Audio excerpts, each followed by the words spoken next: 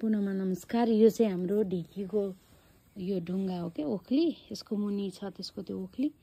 पहिला चाहिँ हामीले ढिकीमै चामल के अरे धान कुट्ने अनि चामल कुट्ने पिठो पनि बनाउँछौँ नि त, त्यस्तो गर्थ्यौँ। अहिले यो यस्तै बसिरहेछ ढिकी राख्ने ठाउँ नभएर। अनि अहिले चाहिँ म यो सबै गोठ वरिपरि चाहिँ स्याङ्ग पारेर एकदम राम्रो बनाएर बस्न खोजिरहेको छु। अनि बाटोहरूको झार पनि उखाल्दैछु। जब म चाहिँ घर आउँछु नि, गाउँ आउँछु, अनि एकचोटि सबै चिजसँग चाहिँ आफू घुलमिल भएर एडजस्ट भएर त्यो हावापानीमा घुलमिल हुने भन्छन् त्यही टाइपको सरसफाइहरू यतात्यता गोठदेखि घरदेखि सबै गर्नुपर्छ क्या मलाई। अनि बरु आफू बसिरहँदा भोलि पर्सि एक दुई महिना बस्दै उखालिन भने चाहिँ खासै हुन्न क्या।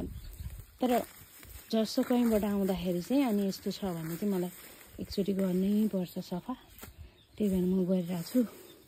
अनि फुलहरूलाई गोडमेल गर्नु पर्यो, झारैझार। अहिले पानी नभएको भएर सुक्खा भएर एकदमै बिजोक भएर छ। चिटिक्क पार्छु।